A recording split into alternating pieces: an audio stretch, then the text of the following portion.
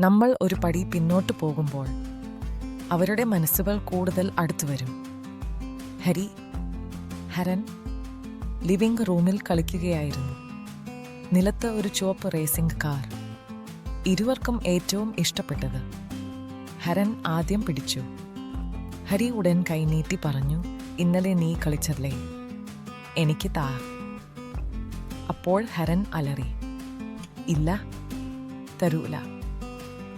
ചെറിയ തള്ളൽ, ഒരു വലിയ കരച്ചിൽ. കാർ കൈകളിൽ നിന്ന് പറന്നു.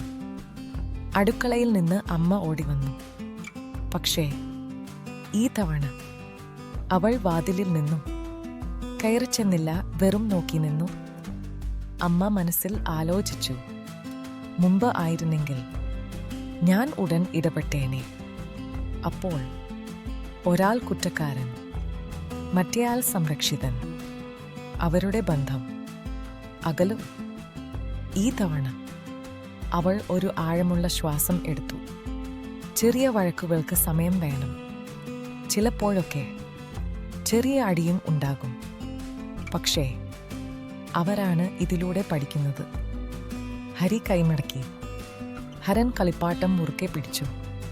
ഇരുവരും ദേഷ്യത്തിൽ. പിന്നെ അമ്മ ഒരിക്കലും കണ്ടിട്ടില്ലാത്തത് സംഭവിച്ചു.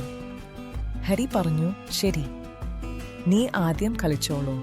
പിന്നെ ഹരൻ പറഞ്ഞു, പിന്നെ നീ. ഇരുവരും സമ്മതിച്ചു. കുട്ടികൾ ചെറിയ പ്രശ്നങ്ങൾ സ്വയം പരിഹരിക്കുമ്പോൾ അവരുടെ തലച്ചോർ സംവാദം പഠിക്കുന്നു. ഹൃദയം കരുണ പഠിക്കുന്നു. ബന്ധം കൂടുതൽ ശക്തമാകുന്നു. മാതാപിതാക്കൾ എപ്പോഴും ഉടൻ ഇടപെട്ടാൽ കുട്ടികൾ പ്രശ്നം പരിഹരിക്കാൻ പഠിക്കില്ല. അവർ അംഗീകാരത്തിനായി വഴക്കിടാൻ തുടങ്ങും. കുറച്ച് നിമിഷങ്ങൾക്ക് ശേഷം ഹരിയും ഹരനും തോളോട് തോൾ ചേർന്ന് ചിരിച്ചു കളിച്ചു. ഒന്നും സംഭവിച്ചിട്ടില്ലെന്ന പോലെ. അതുകൊണ്ടാണ് ചിലപ്പോഴൊക്കെ നമ്മൾ ഒരു പടി പിന്നോട്ട് പോകുന്നത്. കാരണം അപ്പോൾ അവരുടെ ഹൃദയങ്ങൾ കൂടുതൽ അടുത്തു വരും. നിങ്ങളുടെ അഭിപ്രായം കമന്റിൽ പറയൂ. ഇഷ്ടമായെങ്കിൽ ലൈക്ക് ചെയ്യൂ.